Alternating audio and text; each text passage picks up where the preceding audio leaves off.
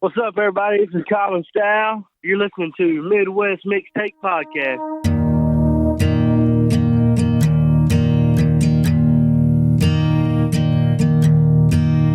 I still talk to Jesus even though he doesn't listen.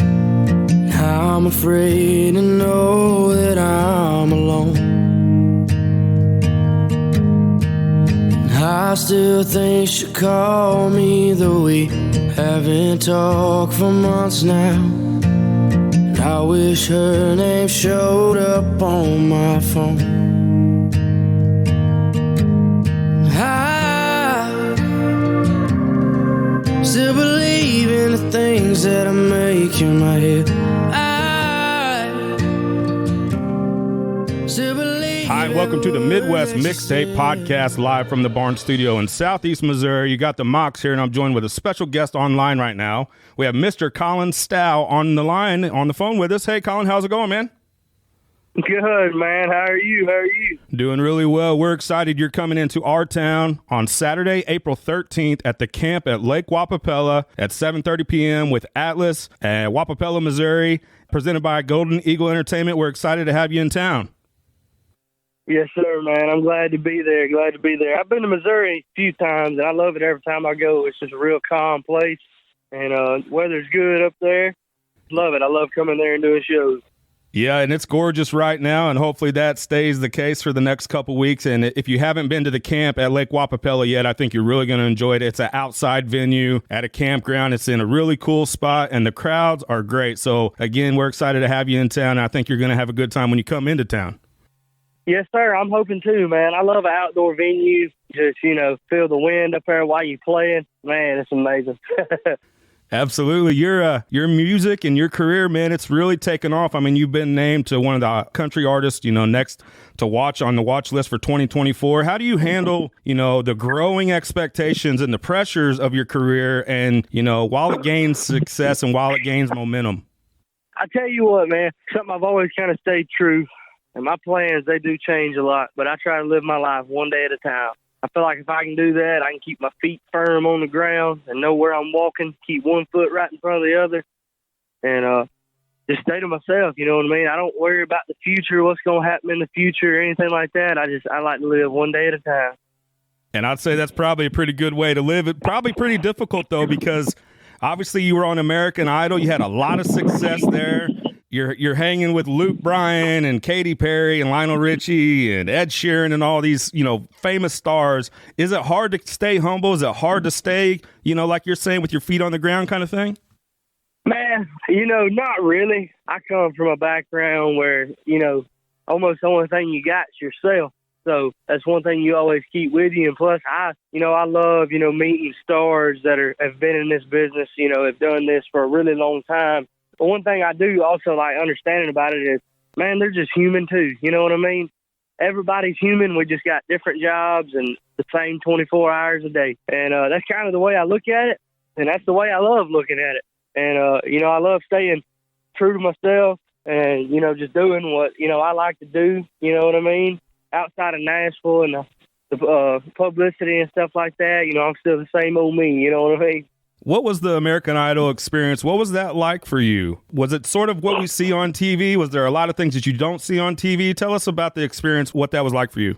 There's definitely a lot of things that people don't see on TV that are plus sides and good sides, Like, one thing, when you take someone like me and you completely change his culture within 3 days of where he's at, I got to make fast and, I got to adapt really fast to the quote-unquote new life. And, man, what people don't see is, that's what everybody's going through. That's on that show is figuring out, like, okay, we got to do this. How do I do that? Like me, I'd never been to California before until I did the show.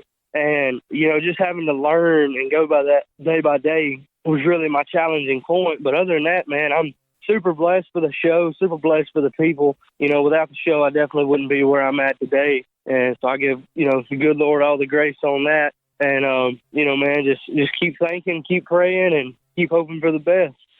I would say a couple of your songs that you performed on the show that really stuck out, like in the minds of the audience and the listeners, was Hand in My Pocket by Alanis Morissette. you're on a pretty strict timeline, I'm guessing, to put this song together. How do you craft it? And especially like that big rock finish that you guys kind of finished the song out with. How did that come together?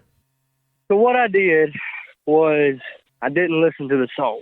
I looked at the chords and I looked at the lyrics, and I said, if this was me and I just got done writing this song, how would I play it? You know, and that's how I did it. Some melodies in that song were similar to Alanis's melodies, because that's only really, she's such an amazing artist. When she writes, there's only one melody that can be done with how she's playing and how she's singing. And, that's kind of how I went about doing it, was, just thinking, if this was going out on one of my albums or one of my tracks, how would these people know it's me? You know what I mean? And that's just kind of what we did.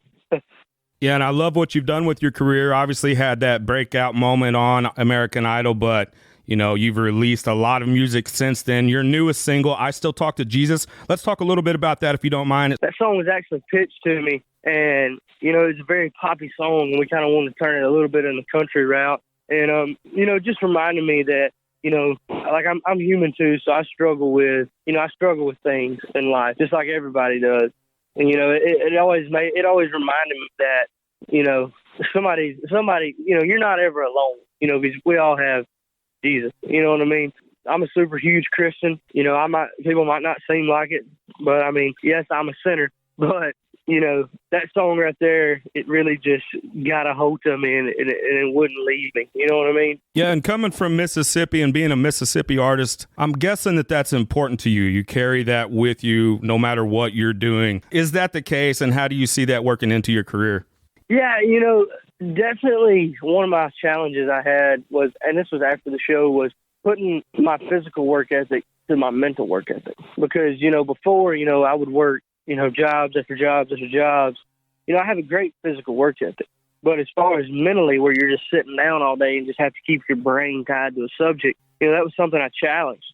Something that troubled me. And, I finally got over it. And, it's like we were talking and we were in a session, and which I know Toby Keith has recently passed. And, we were talking about that and this and that's about him. And he was like, they told us that he quoted, whenever I get to Nashville, I might not can out-sing them, I might not can out-write them, and I might not can out-play them, but I can outwork them. And that's kind of a quote that I live by day to day now. And it's just something I take with me, because I was raised, I wasn't raised when I was a kid to do music or play music. I was raised to work my tail off and, get jobs done and, earn something.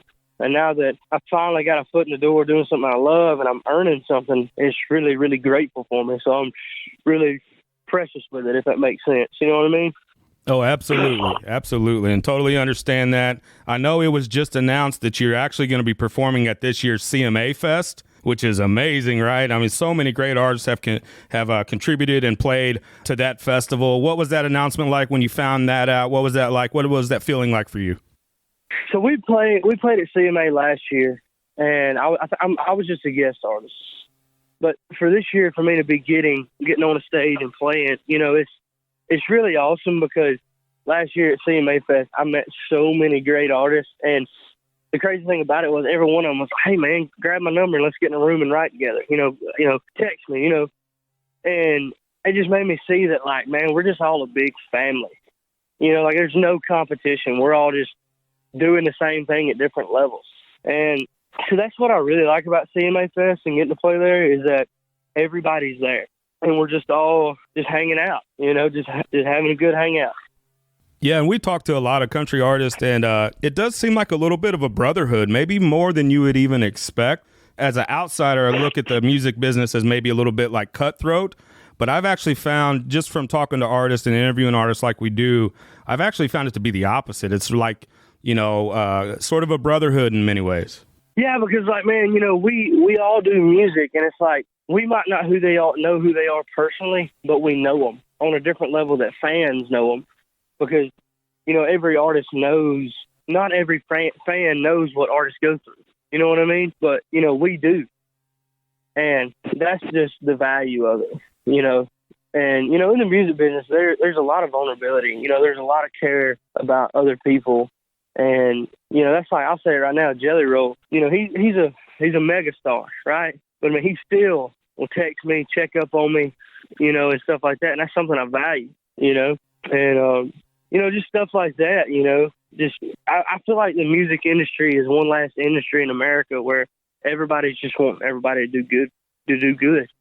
And I feel like you rarely see that in our generation this time and day, because it's like everything outside of music industry is everybody's trying to short somebody or, you know, knock them down a few levels and stuff like that, you know, and it's completely opposite with the music industry.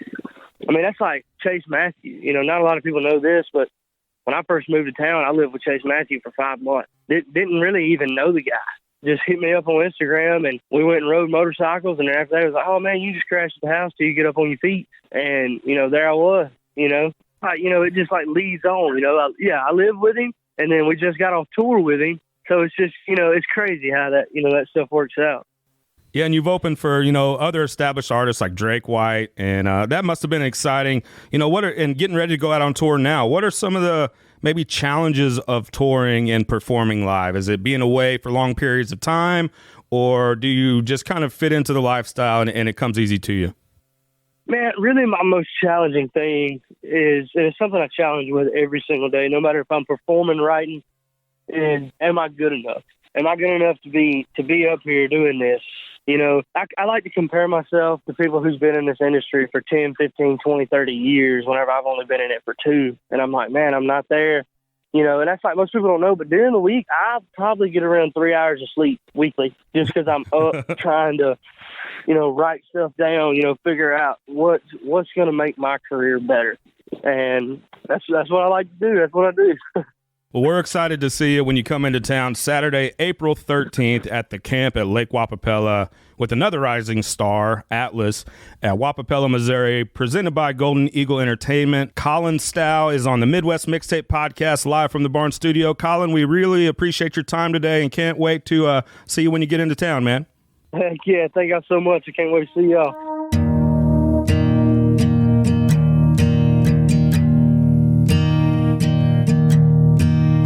I still talk to Jesus even though he doesn't listen. I'm afraid to know that I'm alone. And I still think she'll call me though we haven't talked for months now. And I wish her name showed up on my phone.